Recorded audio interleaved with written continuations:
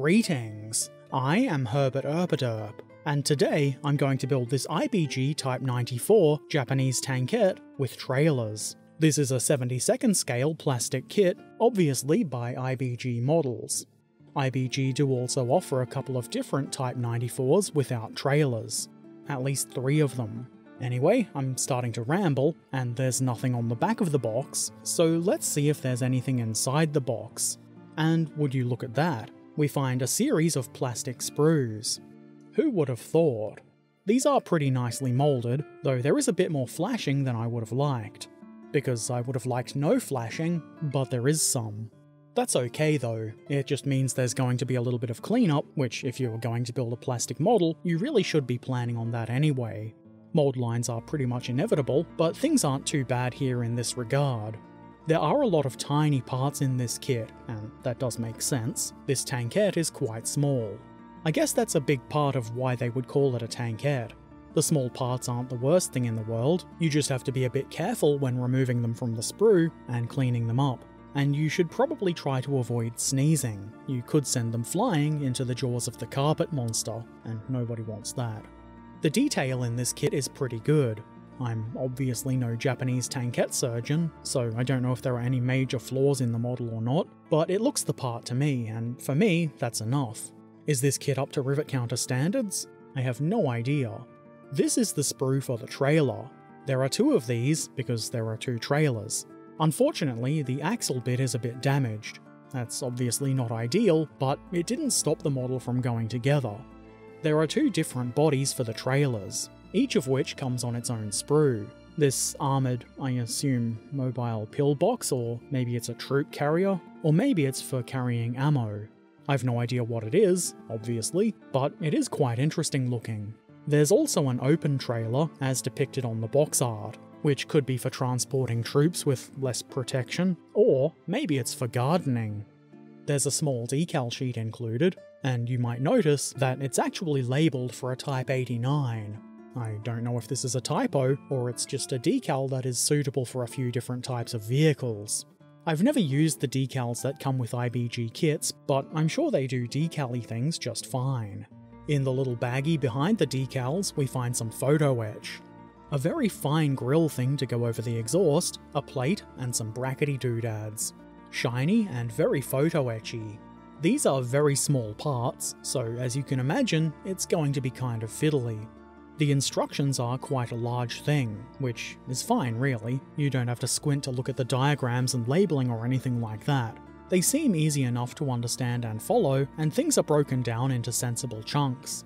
The last page has a basic painting and marking guide. You don't have to paint the model this way of course, but it does look like an interesting camo scheme. Now, let's get to the gluing together of bits of plastic, starting with the tracks. These are almost single-part track sets. You've just got to add these fiddly little bits of bogey, I guess you might call them. I did make a mistake installing these. A mistake already? Quiet you. You might be able to see that I've got one set of bogies around backwards here. Rest assured though, that I was quick to correct this mistake. In this shot here, the bogies are on the right way around, both of them. This isn't especially difficult, especially if you pay attention to what you're doing. I put those aside and turn my attention to the hull, which, unsurprisingly, is tiny. I glue the whole bottom into place. The fit is reasonable, but there is a tiny bit of a gap at the front. A bit more of a gap on the left than the right, though I don't think it's really a big issue. Next, I add this suspension thingy-majigger. It goes along the side here. Be sure not to put this on upside down or anything like that. That would be silly. There is of course another one of these on the other side of the hull. Then, this little final drive part, I assume it is, goes into place here. The guide pins make this very easy. On the rear we put this axle doodad for the idler wheel. I'm assuming that gear thing is the mechanism for adjusting track tension. You might remember I mentioned that there's a lot of small bits in this kit. Well, here's an example. These are the mounts for the return rollers, and as you can probably see, they're quite small. That kind of makes them a bit fiddly to install. A big surprise, I know. The mounting holes and pins do make it a bit easier, though there is a bit of play to them, so you might have to do some nudging. those steps are repeated on the other side of the hull, and I don't think you need me to show you all of that again. On the front of the lower hull, I attach this towing hitch. Obviously it's a tiny fiddly part, but it does go into place without any real issue. On the left side of the hull, I install this thing. You won't be surprised to learn that I don't know what it is, but I suspect it has something to do with the exhaust, and it's easy enough to install. On the rear of the hull, I attach this. It's a towing bar thing, and there's probably a technical term for it. You can attach a towing hitch to this, but the trailers have hitches mounted into their drawbars, so I've left it off. Moving on, I attach this, whatever it is, to the right side of the hull. You don't know what any of this stuff is called, do you? Back to the rear, where I add this thing. I'm pretty sure that knobby protrusion there is a rear light. The driver's compartment goes on next, and this is pretty simple. You're probably going to want to use tweezers though. The little side wall bits seem to be the best part to put on first, so that's what I did. Then the front. I would suggest that it's a good idea to not drop these parts inside the hull, especially if they've got glue on them. The top hatch part goes on last, and it fits nicely. Initially I was expecting this to be a bit more fiddly than it was. Not that I'm complaining, of course. I install the tracks next, and because these are, well, delicate isn't quite the right word, but they're a bit delicate.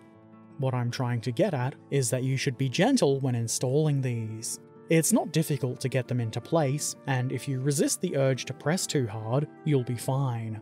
They may not be the strongest tracks ever, but I'm sure you'll agree, they do look rather good.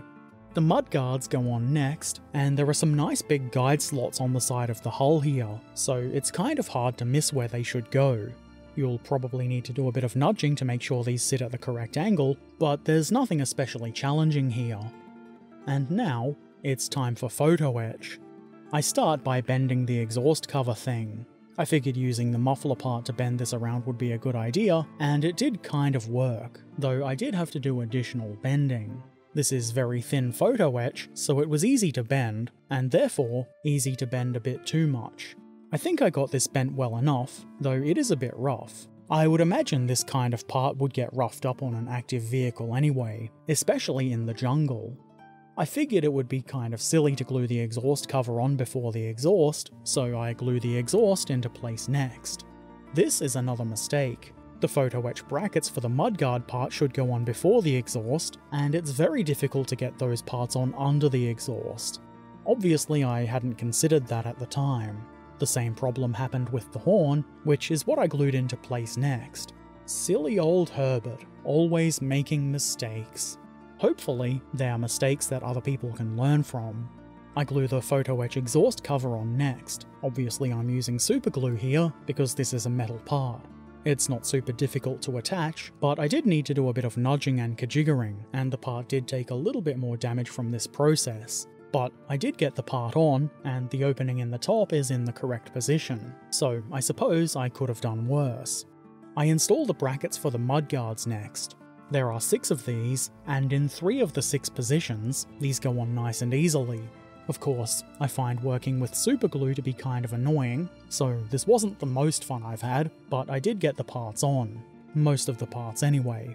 I removed the horn to add the bracket that should go on under that, but I felt it would be too damaging to remove the exhaust, so I tried forcing the brackets under that, and it mostly worked at the rear. The part is a bit damaged, and it looks kinda messy, but there is a bracket there. I concluded that it was impossible to add the bracket in front of the muffler, so I'll just do without. I'm sure this is very, very upsetting for some. Oh well. It's a lot easier to install this plate at the rear. I'm not totally sure what it is, but it looks as though it could be a license plate. The brackets at the front of the hull are also fairly easy to put on. I wish the rest of the photo etch was as easy as this. In the end, most of the photo etch is on. I'm only missing one piece really. This would have been a lot better if I'd paid more attention to the instructions, so I would suggest you do that. You don't want to end up like old missing bracket Herbert. He's the worst. And now, I go back to fiddly plastic details, such as this headlamp. It is fiddly, but I'm happy to be working with plastic again. At the right rear, I add some tools, like this long whatever it is. I don't know if it should be bent quite like this, but if you look at the painting guide, you can see that it is at least a bit bent. A pickaxe goes into place next, and there's a couple of mounting holes for this, so it only takes a bit of nudging and it goes right into position. Next, if you can dig it, I install this shovel over the pickaxe. The perfect hole digging combo. You could put the dirt you've dug up into one of the trailers. How convenient. With the tools in place, it's time to add the little doobie-what's-it that goes between the hull and muffler and through the photo etch exhaust cover. I did have to trim this part a couple of times to get it to fit, but in the end, it did fit. And with that, the hull is now completed. And that means it's turret time. This is probably the most simple assembly of the entire Tankette.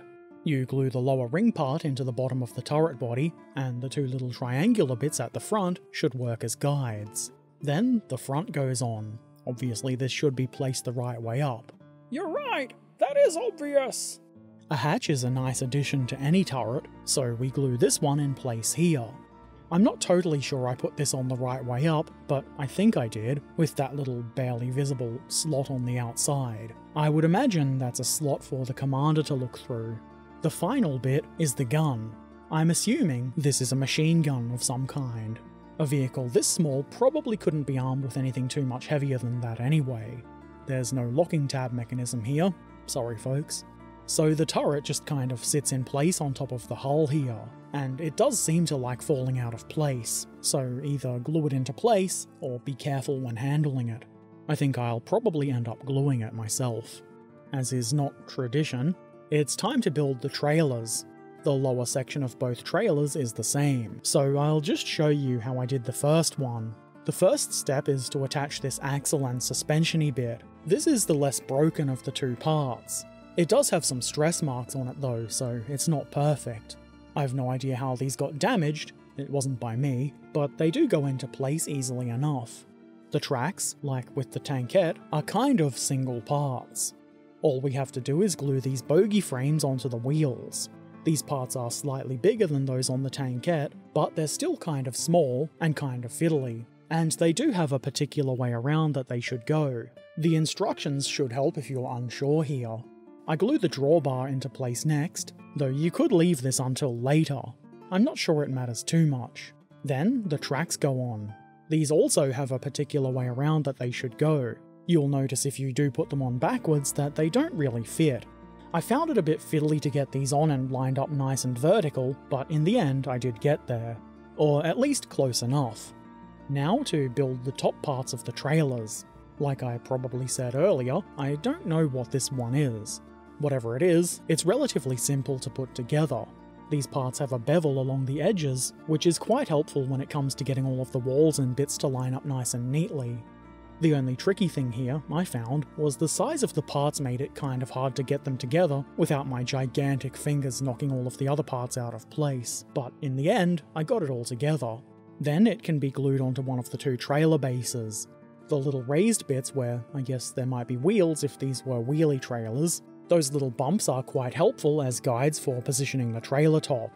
Mudguards go on next, which is simple enough, though like on the Tankette, you might need to nudge them a bit so they sit properly horizontal.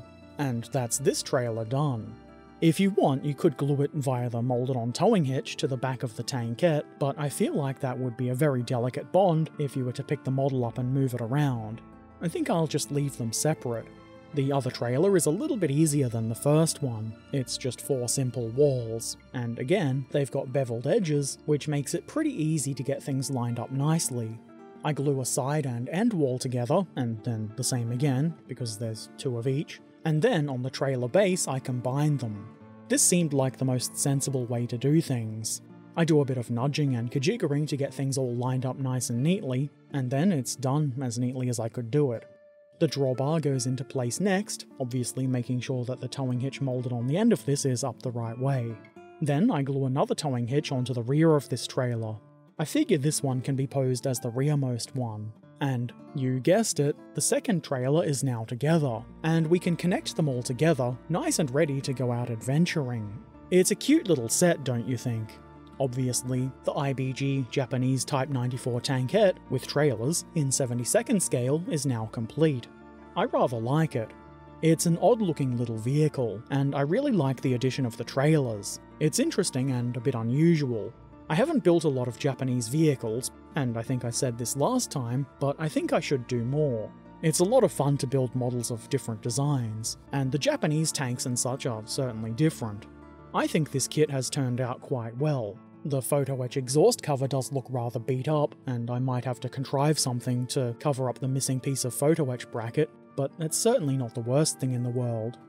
I probably wouldn't recommend this kit to a beginner, mostly because of all the tiny bits, which I can imagine being kind of frustrating for a first timer. But there's something to be said for jumping in the deep end, not that I would really consider this kit the deep end particularly, but it seemed like an apt expression. Anyway, if you're new, and this model appeals to you, I say go for it. It's not that expensive a kit, and you don't have much to lose by giving it a try. It's kind of hard to tell without anything to use as a reference, but this model really is tiny. You can tell through the build by comparing it with my fingers, and even though I say I do, I don't really have fat fingers, so it is quite small, and apparently that makes it cute. It does also make it kind of fiddly to build, not that that's a complaint, and I do feel like it was worth the fiddliness. Actually, I do have a complaint about tiny parts. They're a bit more difficult to remove mold lines from, because there's barely anything to hold on to, but again, not the worst thing in the world. I managed, and I had a lot of fun in the process too. I did initially think this build was going to be a nice, quick single stream thing, but I hadn't anticipated the photo etch, which took a good chunk of time, nor did I count on there being quite so many itty bitty bits. So it did take a couple of streams to get done, but that's okay. Speaking of streams, if you want to see me build the kits you see in these videos live, check out my Twitch channel, which is where I happen to stream these builds. Come hang out, it'll be fun. There's a link in the description below. If you've got any questions or comments, feel free to put them in the comments section below. And if you haven't already done so, why not subscribe here on YouTube? It's free. Or if you've got the means and you want to help a Herbert Erpaderp do Herbert Erpaderp things, and you want to see my videos a bit early, consider becoming a patron. You can find links to Patreon and all of my other things like Discord and social media in the description below. And as always, I shall return soon. So until then, be excellent to each other, have an amazing day, and thanks for watching. Farewell.